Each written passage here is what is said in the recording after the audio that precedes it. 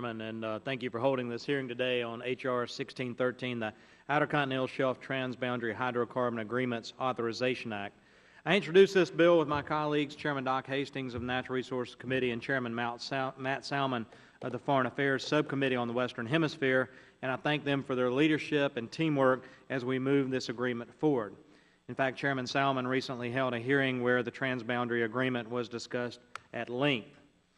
Congress should pass this implementing language for the U.S.-Mexico Transboundary Hydrocarbons Agreement to expand energy production in the Gulf, strengthen our partnership with our ally Mexico, and provide the framework for similar future agreements with other neighbors in the Western Hemisphere while also protecting United States sovereignty. At a time when we continue to face national security threats to our homeland, including potentially hostile and growing Iranian presence in Latin America, strengthening relations with countries in our hemisphere through expanded energy productions is a lifeline. H.R. 1613 also provides certainty to offshore operators that only U.S. inspectors will be able to issue stop work orders. It will protect American companies from legal conflicts, which force them to choose between either breaking the law or disclosing confidential information to their detriment. The Obama administration's Dodd-Frank law contains exactly this risk in requiring that resource extraction companies disclose payments to foreign countries regardless of whether this conflicts with the U.S.-Mexican Hydrocarbons Agreement and Mexican law. We must ensure U.S. companies are protected and not prevented from developing these important energy resources. Because of the benefits of an all-American energy production, this aspect of the bill is critical. Energy production is a segue to job creation. We've seen the boom in energy jobs because of expanded production in places like North Dakota.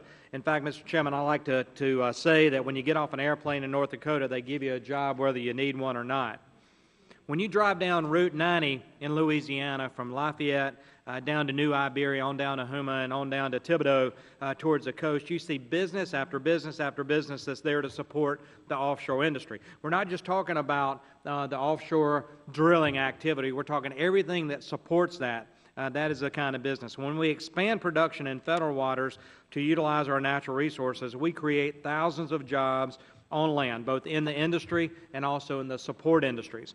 And when we talk about industry, those guys go eat at local restaurants, they go to and contribute to United Way and their Chamber of Commerce, and they go to church and they tithe. It's a tremendous trickle-down economy.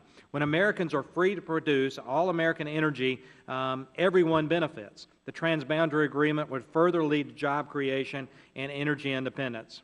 That's why, for a country that believes in all-American energy production, the status quo just isn't acceptable. I have a message from South Carolina. Our energy costs, are too high. Our home and business electricity costs are rising, and our way of life is at stake. The end result of the risk-adverse mindset stonewalling energy production creates an even greater risk. It is the true hockey stick in the energy environment. And, Mr. Chairman, I'd like to submit for the record the U.S. Energy Information Administration Annual Energy Review of 2011, and it shows that from 1970 to 2010, that the energy expenditures per capita truly goes up in a dramatic hockey stick graph. And I'm going to submit that for the record. If there's no objection, so ordered. Thank you. While energy consumption per capita has fallen nearly 10% since 1980, Americans are paying well over twice as much per capita on energy costs as they were that same year. Furthermore, when we prohibit Americans from producing energy, we also strangle the ingenuity that defines them. Free to dream and innovate, Americans will always find a better, safer way of extracting, producing, and using our natural resources to fuel the American dream. Because the Outer Continental Shelf Transboundary Hydrocarbon Agreements Authorization Act will open a currently off-limits area of the Gulf of Mexico, we will take a real step forward to increase production, provide relief from rising energy costs. It has been 13 years since the 2000 treaty on the Continental Shelf identified hydrocarbon reservoirs in the Western Gap that should be developed. While we are finally making progress on this front, this effort does not end here. We will continue creating a true all-of-the-above free market energy strategy.